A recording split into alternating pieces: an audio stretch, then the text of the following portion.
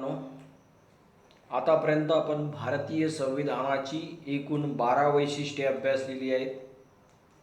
आजच्या तासिकेमध्ये आपण भारतीय संविधानाचे 13वे वैशिष्ट्य अभ्यासूया. 13वे वैशिष्ट्य आहे कल्याणकारी राज्य, मीन्स वेलफेअर स्टेट. संविधानामार्फतच भारतीय नागरिकांना सामाजिक, आर्थिक, राजकीय न्याय देण्याचा प्रयत्न करण्यात आलेला आहे. भारतीय संविधानकर्त्यांनी भारताचे लोककल्याणकारी राज्य निर्माण केलेले आहे आणि त्या लोककल्याणकारी राज्याचा हेतू सफल करण्यासाठीच एकूण सर्वांगीण न्याय किंवा सामाजिक न्याय देण्याचा प्रयत्न आपल्या भारतीय संविधानामधून केला गेला आहे. त्यामध्ये मागासवर्गीयांना सवलती व आरक्षण देऊन सामाजिक समानता प्रस्थापित करणे हा एक त्यामधला कल्याणकारी राज्यामधला एक महत्त्वाचा भाग आहे. याचे कारण भारतीय समाज व्यवस्थेमध्ये स्वातंत्र्यप्राप्तीच्या अगोदर काही विशिष्ट जाती जमातीच्या लोकांना अस्पृश्य मानून त्यांचा छळ केला जात होता आणि हे सर्व थांबविण्यासाठी, सर्वांना समान न्यायाच्या कक्षेत आणण्यासाठी, सर्वांना समान संधी उपलब्ध करून देण्यासाठी ज्या काही मागासलेल्या जाती जमाती आहेत त्यांना विशिष्ट प्रवर्गामध्ये दाखल करून त्यांना काही सामाजिक, आर्थिक, राजकीय सवलती व आरक्षण देऊन त्यांना प्रवाहात आणणे, विकासाच्या प्रवाहात आणणे गरजेचे होते. त्या दृष्टीने त्या ठिकाणी त्यांना तसल्या प्रकारच्या सवलती व आरक्षण देण्यात आलेलं आहे. दुसरीकडे कल्याणकारी शब्द संविधानात नसला तरी सुद्धा भारतीय संविधानाचा उद्देशच एकमात्र लोककल्याणकारीच आहे, हे काही नव्याने सांगण्याची गरज नाही. भारताच्या संविधानाची उद्देशपत्रिका अभ्यासा. भारतीय संविधानातील मूलभूत अधिकारांचे जर आपण अवलोकन केले, भारतीय संविधानातील मार्गदर्शक तत्वांचा जर तुम्ही विचार केला, तर या सर्वांचा एक मुख्य उद्देश हाच आहे की या देशातील अगदी तळागाळातील नागरिकांना त्यांचा स्वतःचा व त्यांच्या कुटुंबाचा विकास करण्याच्या समान संधी उपलब्ध झाल्याच पाहिजेत. भारताची ऐतिहासिक अस्मिता सुद्धा लोककल्याणकारीच होती. अनेक महान राजे, सम्राट अशोक, सम्राट विक्रमादित्य,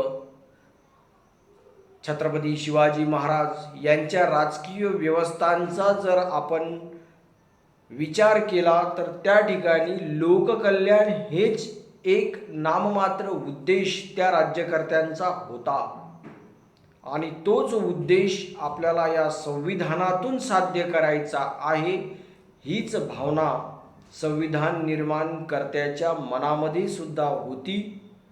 म्हणून भारताने लोककल्याणकारी किंवा कल्याणकारी राज्य, वेलफेअर स्टेट ही उपाधी धारण करून लोकांच्या सर्वांगीण विकासासाठी प्रयत्न करावेत, अशा प्रकारचं हे एक महत्त्वाचं वैशिष्ट्य या ठिकाणी भारतीय संविधानाचं दिसून येते.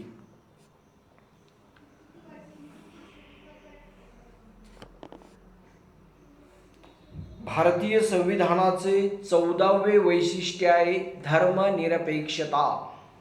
अतिशय महत्त्वाचं भारतीय सामाजिक व्यवस्थेला अनुसरून असलेलं हे वैशिष्ट्य आहे. 1976च्या 42व्या संविधान दुरुस्तीनुसार धर्मनिरपेक्ष तत्वाची भारतीय संविधानात जाणून बुजून तरतूद करण्यात आलेली आहे. कारण पूर्वीच्या म्हणजे 1976 पूर्वी भारतीय संविधानामध्ये कुठेही धर्मनिरपेक्ष हा शब्द नव्हता. संविधान हे धर्मनिरपेक्ष तत्वावरच आधारित होते, परंतु प्रत्यक्षात मात्र कुठे धर्मनिरपेक्ष शब्द नव्हता. पंडित जवाहरलाल नेहरू त्यावेळी म्हणाले होते की योग्य शब्दाअभावी आम्ही धर्मनिरपेक्ष शब्द या ठिकाणी वापरत आहोत.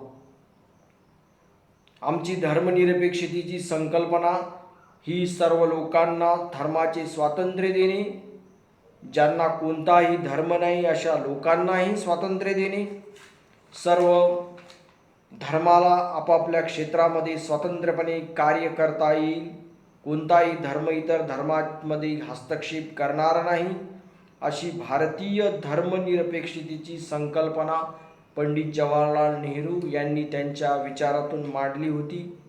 भारताचे माजी राष्ट्रपती डॉक्टर राधाकृष्णन हे सुद्धा त्यावेळी म्हणाले होते की भारताचे धर्मनिरपेक्ष राज्य निधर्मी राज्य नाही.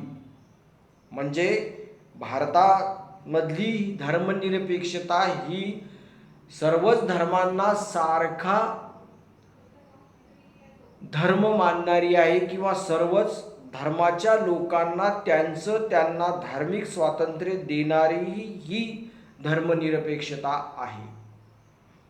कलम 25 ते 28 मधील धार्मिक स्वातंत्र्याच्या अधिकाराचा जर आपण अभ्यास केला तर त्यातून सुद्धा हे सिद्ध होते की भारताचा कोणताच राजधर्म राहणार नाही. भारताची राज्यसत्ता ही कोणत्याही एका धर्माला संरक्षण देणार नाही, त्या धर्माचा प्रचार आणि प्रसार करणार नाही. कायद्यासमोर सर्व धर्म समसमान आहेत. कायद्यासमोर कोणताही धर्म श्रेष्ठ अथवा कनिष्ठ नाही. धर्म ही ज्याची त्याची वैयक्तिक बाब असून आपापल्या धर्माचे नियमांचे अनुसरण करण्याचा, आपापल्या धर्माचे अनुष्ठान उपवास करण्याचा प्रत्येकाला स्वातंत्र्य या ठिकाणी आहे. कोणीही कोणत्याही धर्माचा द्वेष करणार नाही. प्रत्येकाने आपल्या चौकटीत राहून आपापल्या धर्माचा प्रचार व प्रसार करावा. फक्त इतर धर्मियांवर कोणत्याही प्रकारची आगपाखड करू नये. माझाच धर्म सर्वश्रेष्ठ आहे आणि मी सर्वश्रेष्ठ आहे हे या ठिकाणी कुठेही खपवून घेतल्या जाणार नाही. अशा प्रकारची धर्मनिरपेक्षता भारतीय संविधानाने मान्य केलेली आहे. म्हणून भारत हे धर्मनिरपेक्ष राष्ट्र आहे असे आपण ठामपणाने अभिमानाने सांगू शकतो. भारतीय संविधानाचे 15वे वैशिष्ट्य म्हणजे भाषाविषयक धोरण. Provisions regarding language. संविधानाच्या 17व्या भागात कलम 343 ते कलम 351 मध्ये सर्वोच्च न्यायालयाच्या कामकाजाची भाषा याविषयी सुद्धा तरतुदी केल्या आहेत. तसेच देशाच्या अधिकृत भाषेविषयी सुद्धा धोरणे स्पष्ट केलेली आहेत. संघराज्याची व घटक राज्याची कामकाजाची भाषा कोणती असेल याबाबत सविस्तर तरतुदी सुद्धा संविधानामध्ये करण्यात आल्या आहेत. ज्या घटक राज्याची जी मातृभाषा, त्या मातृभाषेतून त्या घटक राज्यात सर्व प्रकारचे व्यवहार चालावेत अशा प्रकारचे भाषिक धोरण किंवा भाषिक स्वातंत्र्य प्रत्येक नागरिकाला भारतीय संविधानाने दिले आहे. असे स्वातंत्र्य देण्यामागचा उद्देश म्हणजे भाषेवरून नागरिकांमध्ये कोणत्याही प्रकारचा भेदभाव केला जाणार नाही किंवा नागरिकांनी तसला भेदभाव करू सुद्धा नये. सर्वच भाषा सर्वांसाठी सारख्या आहेत. प्रत्येकाची भाषा प्रत्येकासाठी महत्त्वाचीच आहे, म्हणून भाषाविषयक तरतुदींचा स्पष्ट उल्लेख संविधानात करणे अगत्याचे होते. त्या अनुषंगाने 17व्या भागात कलम 343 ते 351 मध्ये ह्या तरतुदी स्पष्टपणे नमूद करण्यात आलेल्या आहेत. भारतीय संविधानाचे 16वे वैशिष्ट्य म्हणजे न्याय, स्वातंत्र्य, समता व बंधुता यांचा स्वीकार. भारतीय नागरिकांचा सर्वांगीण विकास साधण्याकरिता फ्रेंच राज्यक्रांतीतून जन्माला आलेल्या या 4 तत्वांचा स्वीकार संविधानाच्या माध्यमातूनच करण्यात आला आहे. ही 4 तत्वे म्हणजे न्याय, स्वातंत्र्य, समता व बंधुता. ही तत्वे जोपर्यंत एखाद्या देशाच्या मातीत रुजवल्या जाणार नाहीत तोपर्यंत नागरिकांचा सर्वांगीण विकास होणार नाही. कारण नागरिकांचा सर्वांगीण विकास साधण्याकरिता सर्वांना समान न्याय, न्यायासमोर सर्व सारखे, सर्वांना समान स्वातंत्र्य, समान संधी आणि कायद्यासमोर सर्व समान म्हणजे समानता आणि बंधुता. बंधुता म्हणजे देशाची एकता व अखंडता जर कायम ठेवायची असेल तर नागरिकांमध्ये बंधुत्वाचं नातं निर्माण करणं हे गरजेचं असते. बंधुत्वाचा विचार हा संपूर्ण देशाला एक संध धाग्यामध्ये बांधून ठेवू शकतो. त्या देशाचे भविष्यात कधीही कुठेही केव्हाही तुकडे पडत नाहीत. म्हणून बंधुता अतिशय महत्त्वाची असते.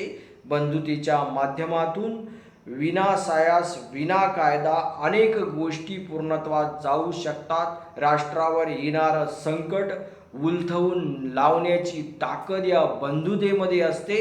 म्हणून अशा प्रकारची बंधुता निर्माण करणं हा संविधान कर्त्याचं एक स्वप्न होतं आणि त्या स्वप्नाला साकार करण्यासाठी न्याय, स्वातंत्र्य, समता व बंधुता या तत्वांचा समावेश, जी तत्वे फ्रेंच राज्यक्रांतीने जगाला देणगी म्हणून दिलेली आहे, त्या तत्वांचा समावेश सुद्धा भारतीय संविधानाच्या माध्यमातून करण्यात आला आहे.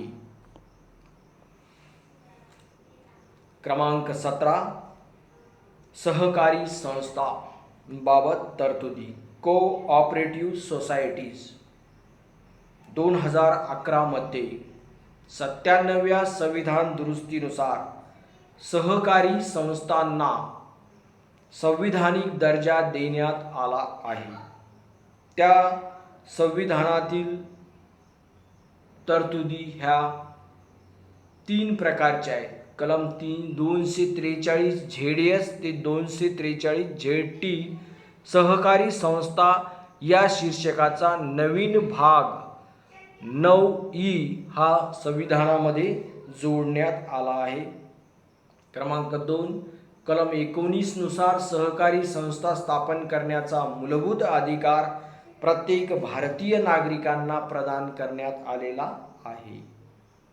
आणि 3 कलम 43B नुसार सहकारी संस्थांना चालना देण्यासाठी नवीन मार्गदर्शक तत्वांची निर्मिती सुद्धा करण्यात आलेली आहे.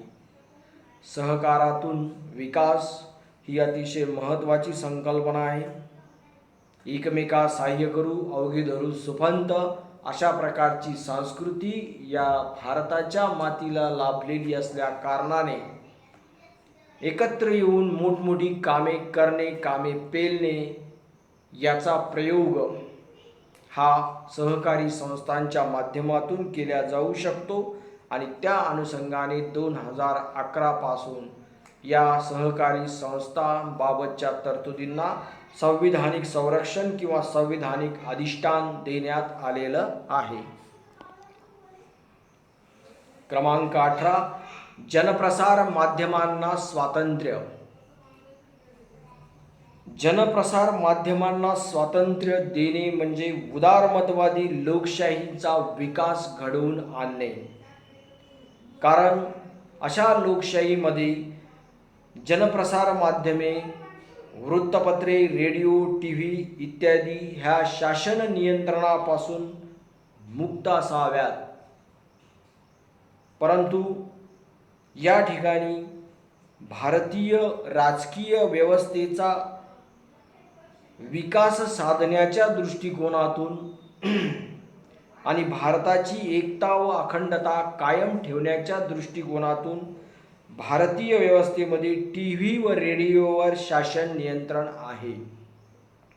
त्यामुळे वृत्तपत्रे म्हणजे फक्त वृत्तपत्रे हे स्वतंत्र जनप्रसार माध्यमाचे एकमेव साधन म्हणून ते लोकशाही व्यवस्थेचा चौथा आधारस्तंभ मानण्यात आला आहे. विचार, उच्चार, मुद्रण स्वातंत्र्य ही सर्व मूलभूत अधिकारात सुद्धा समाविष्ट करण्यात आले आहे. याशिवाय अलीकडे सोशल मीडियाच्या माध्यमांना सुद्धा स्वातंत्र्य प्रदान करण्यात आलेले आहे. परंतु त्यावर सुद्धा काही देशाची अंतर्गत शांतता व सुव्यवस्था किंवा देशाची एकता व अखंडता कायम ठेवण्यासाठी, देशाचे परराष्ट्र धोरण सुरक्षित करण्यासाठी काही अंशी या सोशल मीडियावर सुद्धा बंधने लादण्यात आलेली आहेत. परंतु बऱ्याच प्रमाणात या जनप्रसार माध्यमांना स्वातंत्र्य देण्यात आलं हे एक महत्त्वाचं वैशिष्ट्य या भारतीय संविधानाचं ठरलेलं आहे. उदारमतवादी लोकशाही विचारसरणी क्रमांक 19 म्हणजे आपल्या भारत देशामध्ये किंवा भारतीय व्यवस्थेमध्ये उदारमतवादी लोकशाही विचारसरणीचा आपण पुरस्कार केलेला आहे. 17व्या शतकामध्ये युरोपमध्ये या विचारसरणीला सुरुवात झालेली आहे.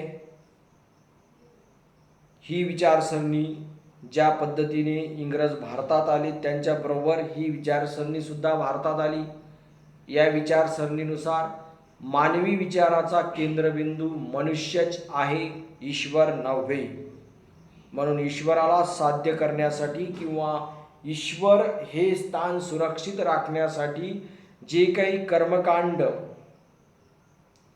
आणि या कर्मकांडाचं स्तोम भारतीय व्यवस्थेमध्ये, भारतीय सामाजिक व्यवस्थेमध्ये स्वातंत्र्य प्राप्तीच्या अगोदर माजलेलं होतं, त्या स्तोमावर अंकुश ठेवण्यासाठी ही उदारमतवादी लोकशाही विचारसरणी स्वीकारण्यात आलेली आहे आणि त्याला घटनेचे पूर्णपणे स्वातंत्र्य आहे. त्यासाठी धर्म आणि राज्य यांना परस्परांपासून विभक्त करण्यात आलेलं आहे. पूर्वी धर्मसंस्था आणि राजसंस्था ह्या एकत्र होत्या किंवा धर्मसंस्थेचा नाहक राज्यसंस्थेवर अंकुश होता. धर्मसंस्थेच्या इच्छा आणि इशाऱ्यावर राजसंस्था नाचत होती. परंतु आज मात्र संविधानामध्ये धर्म आणि राज्य यांची परस्परांपासून केलेली फारकत आणि त्यामुळे जगण्यासाठी प्रत्येक नागरिकाला मिळालेले मूलभूत अधिकार यांची निर्मिती संविधानाच्या माध्यमातून झालेली आहे आणि त्याचा फायदा प्रजेला शिक्षण देण्याची जबाबदारी सुद्धा शासनावर आलेली आहे. या ठिकाणी शिक्षण या मुद्द्याचा मुद्दामून उल्लेख करण्यात आलेला आहे, कारण पूर्वीच्या भारतीय सामाजिक व्यवस्थेमध्ये काही विशिष्ट वर्गाच्या लोकांना शैक्षणिक अधिकार होता. आज मात्र तशी परिस्थिती नाही. प्रत्येक शैक्षणिक संस्थांची द्वारे ही सर्वांसाठी खुली करण्यात आलेली आहे. ज्यांच्याकडे जी पात्रता आहे ती पात्रता असल्याच्या नंतर तुम्हाला जे शिक्षण कायद्यानुसार घेता येते ते तुम्हाला कोणीही नाकारू शकत नाही. म्हणजे शिक्षण व्यवस्थेवरचा एका विशिष्ट गटाचा जो अधिकार आहे तो कायद्याच्या माध्यमातून संपुष्टात आणून शिक्षण हे सर्वांना खुलं करून देण्याचं महान कार्य संविधानाच्या माध्यमातून करण्यात आलेलं आहे आणि ते सर्व उदारमतवादी लोकशाही विचारसरणीचा स्वीकार केल्यामुळे शक्य झालं आहे. क्रमांक 20 चे वैशिष्ट्य आहे प्रतिनिधी सरकार आणि प्रतिनिधित्व. भारताने लोकशाही व्यवस्थेचा स्वीकार केला असून आपली भारतीय लोकशाही ही प्रातिनिधिक लोकशाही असून ती प्रातिनिधिक संस्थांवर आधारलेली प्रातिनिधिक लोकशाही आहे.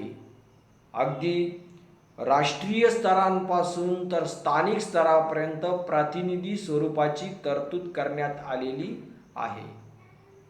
जनतेचे प्रतिनिधी शासनावर नियंत्रण ठेवण्याचं काम करतात किंवा जनतेमार्फत राज्यकारभार करण्याचं काम करीत असतात. हा मुद्दा समजून घेण्यासाठी आपल्याला लोकशाहीचे 2 प्रकार डोळ्यासमोर आणणं गरजेचं आहे, प्रत्यक्ष लोकशाही आणि अप्रत्यक्ष लोकशाही. प्रत्यक्ष लोकशाहीमध्ये त्या देशातील नागरिक एकत्र येऊन त्या देशाची ध्येय धोरणे ठरवत असतात आणि त्या ध्येय धोरणाला अनुसरून त्या देशाच्या राजकीय व्यवस्थेचा कारभार करीत असतात. परंतु भारत देशाचा जर आकार, व्याप, लोकसंख्या या सर्व बाबीचा जर विचार केला तर हे केवळ अशक्यप्राय आहे. आणि म्हणून भारतात अप्रत्यक्ष लोकशाहीचा, इनडायरेक्ट डेमोक्रेसीचा स्वीकार करण्यात आला.